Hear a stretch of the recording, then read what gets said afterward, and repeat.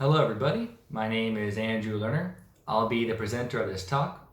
I'm an assistant professor of English at Kyungnam University. You may be aware, but Kyungnam was supposed to host the National Code TESOL this year, so I'm a bit disappointed that we won't be able to after all. That being said, I'm glad for this opportunity now to present to you via online.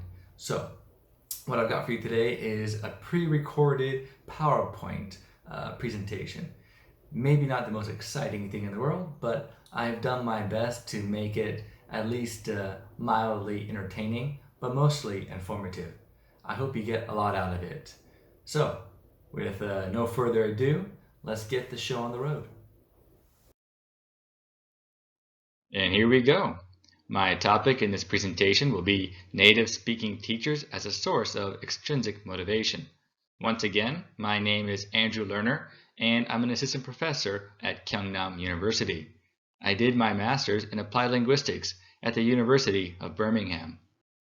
Now, this is the point in my presentation where if I was presenting to you live in person, I would ask you to hold all questions until the end of my talk.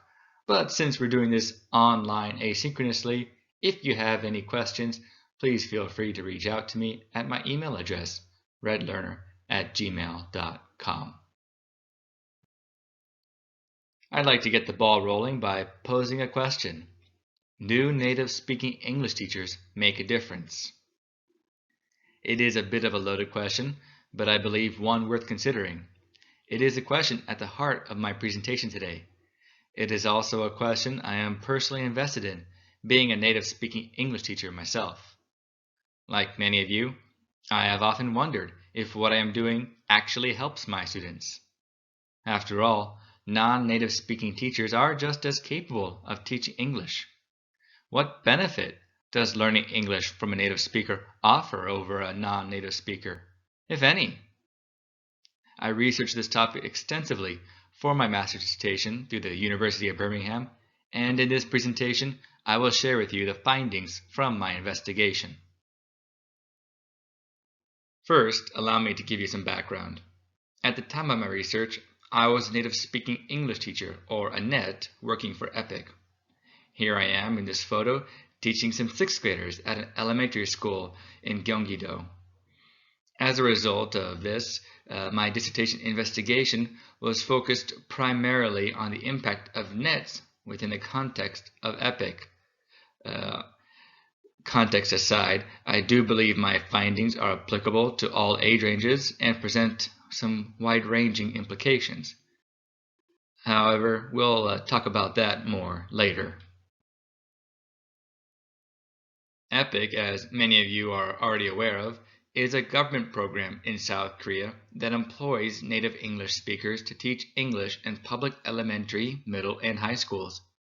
EPIK defines a native speaker as someone who has learned a language as part of his or her childhood development. Native English speakers are hired from countries where English is considered to be the primary language. These countries include Australia, Canada, Ireland, New Zealand, the UK, the US, and South Africa. I taught with EPIK for 7 years at 3 different schools, all located within Gyeonggi-do. In that time, I witnessed EPIK's budget slashed and hiring quotas shrink. If you take a look at my graph here, you'll see that between 2009 and 2011, the rate of new teachers being placed was growing. But then come 2012, 13, and 14, the numbers jumped around a bit before dropping considerably in 2015. I personally felt the pinch in 2015. That's when I had to migrate to a countryside school. That all said, EPIK states it has always been the program's goal to eventually phase out the use of nets and have them replaced with Korean English teachers. Furthermore, to add fuel to the fire, EPIK is regularly criticized for being a costly and impractical way for students to learn English. Many people argue that nets are unnecessary, when their function can be fulfilled by Korean teachers. But do NETs and Korean teachers truly offer the same educational experience? While working for EPIK, jumping from school to school, I began to consider the extent of my role as an English teacher and the impact I was having on my students. This topic eventually became the focus of my dissertation research. The more I researched this topic, the more my attention was drawn to motivation in second language learning. Research in the field of motivation suggests that learners are susceptible to a multitude of variables. Most relevant to my own teaching situation was research done by Dr. Robert C. Gardner into the variable of integrativeness. Integrativeness is a simple concept. It refers to a learner's feelings towards a second language and the people who use it. The more positive a learner feels towards a second language, the more likely he or she will be motivated to learn that language. These positive feelings can be affected by a variety of external second language sources, such as foreign movies, music, celebrities, and native speakers, to name a few. Following that logic, it stands to reason that a native speaking teacher could be an excellent source of extrinsic motivation. I decided to test out this theory with my own students.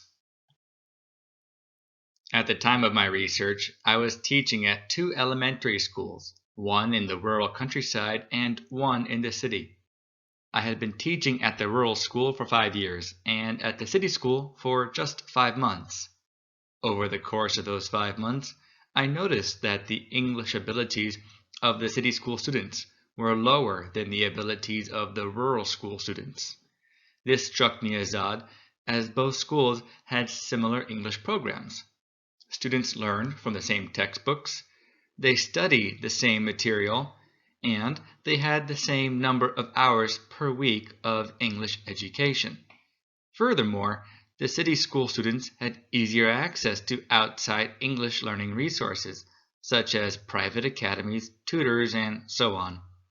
If anything, I had assumed their English level would be higher.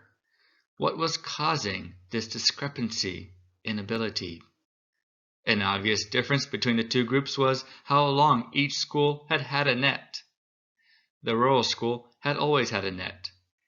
In comparison, the city school had never had a net prior to my arrival. English classes had been taught by a Korean teacher. Another big difference between the two groups was time spent with a net. I taught the rural school students 3 times a week. Vice versa, I taught the city school students only 2 times a week. Their 3rd class was taught by a Korean teacher. These two groups, with their unique backgrounds, provided me with an excellent opportunity to test my theory regarding the extrinsic value of nets. Thus, I set up a study. Here is another photo from my elementary school teaching days. That's me up in the front, and I'm teaching one of my 6th grade classes, one of the very classes involved in my study. This group was from the city school. Anyway, getting back on topic. After a very careful and very thorough background review, I determined that the best way to get the information I needed was via a survey. When designing my survey, I reviewed similar studies done by other academics. I won't go into great detail today regarding my survey's design. I'll be saving that for a future publication, God willing. Instead, I'll just take a few slides to walk you through my survey, which consists of 3 parts and is designed to measure the English abilities, attitudes, and motivations of Korean English learners. The first part is a background survey that seeks information regarding students' English education history. I use it to assess whether my students' English abilities were affected by variables outside of my classroom. All the questions on the background survey can be answered with a response of yes or no. And here we have an example question from this part of the survey. Question number 1, have you ever studied English outside of school? at a hagwon or guawei, etc. And there are two options, yes or no. Now, for the sake of this presentation, the question here is presented in English. However, when the students take my survey, all of the questions are in Korean. The second part is a self-assessment survey, which was included as a measure of student achievement. I used it to obtain proof of the difference in my students' English reading, writing, listening, and speaking abilities. The questions on this part asked students to evaluate whether they could complete a language task very easily, with some difficulty, or with great difficulty. To verify the results of this part, I compare them against the students' English exam scores. And once again here we have an example from this part of the survey. This example is taken from section 1, which was used to evaluate my students' reading proficiency in English. One of the tasks here, task A, asks students to evaluate their ability to understand store signs written in English. The student would indicate their ability to do so by marking 1, 2, 3, or 4. The third part is based on Dr. Robert C. Gardner's Attitude Motivation Test Battery, or AMTB. I use it to evaluate the attitudes and motivations influencing my students' English acquisition. Now, it's important to note that there are two versions of the AMTB, a full-length version and a mini version.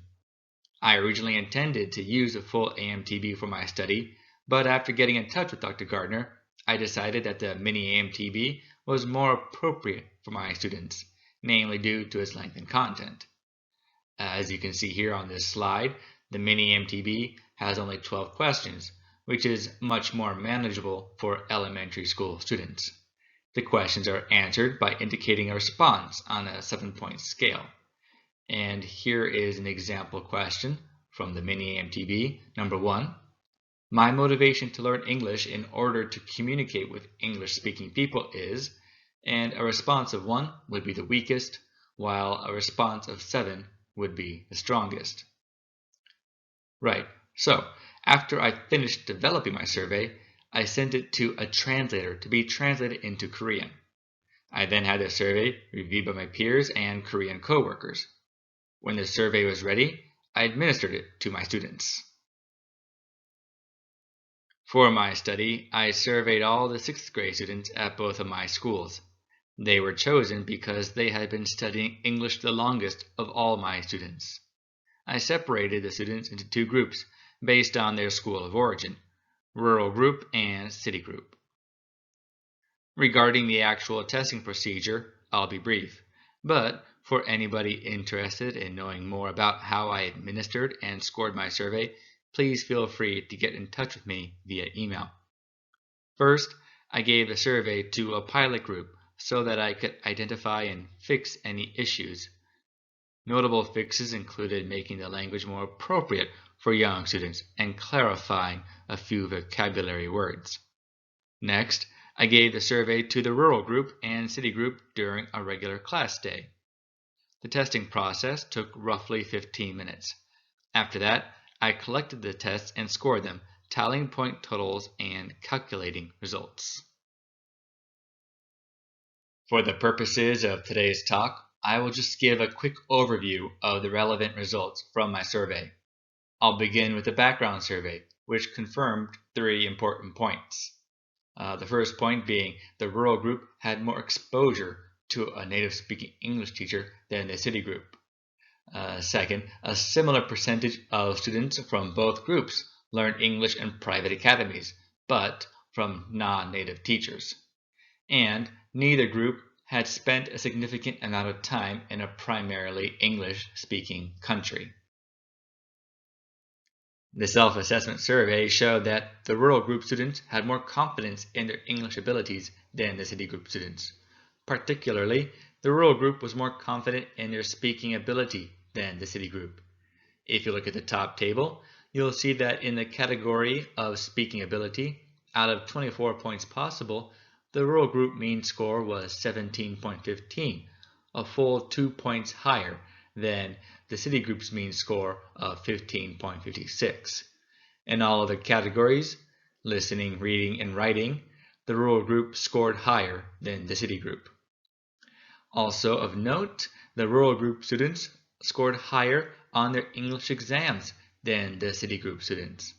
Looking down at the bottom table, you'll see that their mean score on their exam was 76.15, while the city group mean score was 68.85. Together, these two measures demonstrate that the rural group was overall more proficient in English than the city group.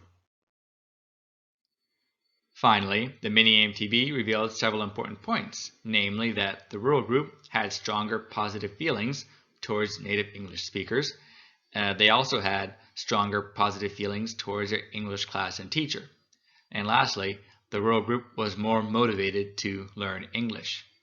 We can see that these points are confirmed by the results from the mini-AMTB by looking at the table below. Out of the factors tested by the mini-AMTB, the factors of integrativeness, attitude, and motivation were all scored much higher by the rural group than the city group. Alright, it's time to analyze all of that information. Let's start things off with a summary of the data we just looked at.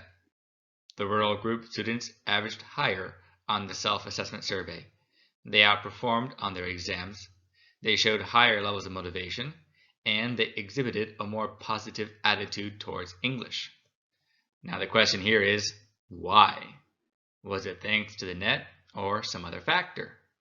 Results from the background survey show that both groups had comparable English educations. The biggest difference between the two was the amount of time the rural group had studied with the net. This indicates that the net was responsible for the rural group students' greater English abilities.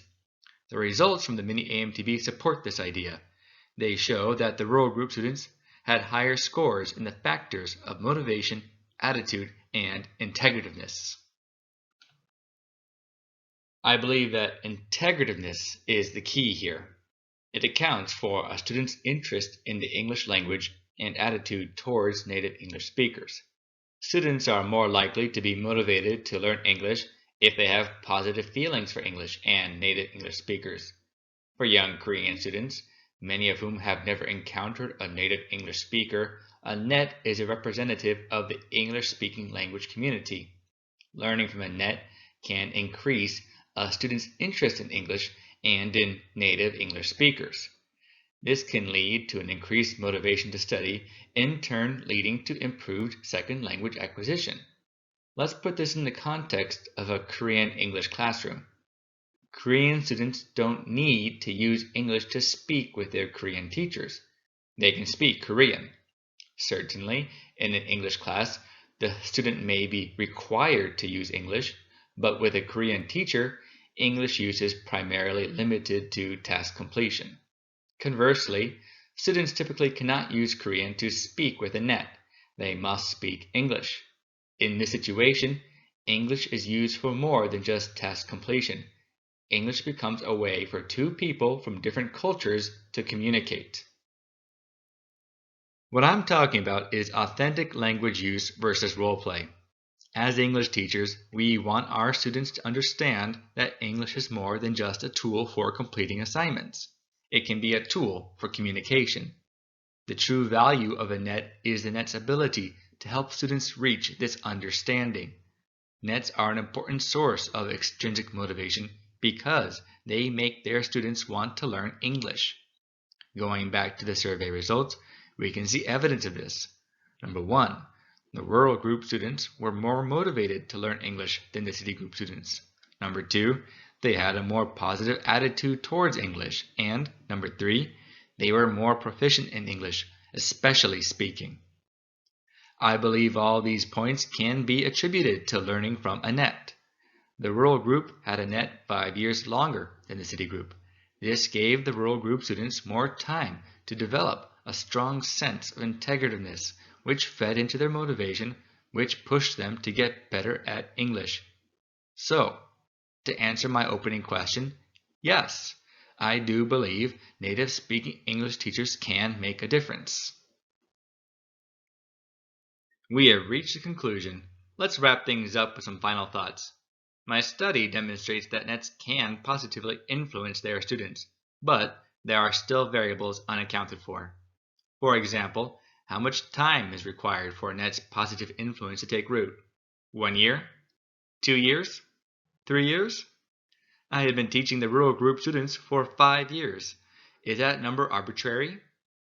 Furthermore, how important is consistency? EPIK typically rotates its teachers in and out of schools after 1 year. Does it make a difference if students learn from the same net or a new net every year? And lastly, how important is quality? Perhaps the question at hand isn't a matter of whether students learn better from a native or a non-native speaker. It may simply be a matter of one particular teacher being a better educator than another. If that's the case, how can a survey account for that? In the future, I would very much like to find answers to these questions. That being said, I invite anyone curious about their own teaching situation to reach out to me and use my surveys. The more data we can compile, the more evidence we can obtain that shows native-speaking English teachers serve a purpose. And that's it. Thank you for listening to my presentation today. I hope you found it interesting. On this final slide, I've included an image of a scene that many of you may find familiar. It's my new teaching reality, teaching via Zoom. While it may not be an ideal situation, it has given me lots of practice using webcam and recording technologies, which helped me prepare for this talk today. I do hope that you enjoy the rest of the Co-TESOL conference this weekend, and once again, if you'd like to get in touch with me for any reason, here's my email, redlerner@gmail.com. Okay everybody, take care.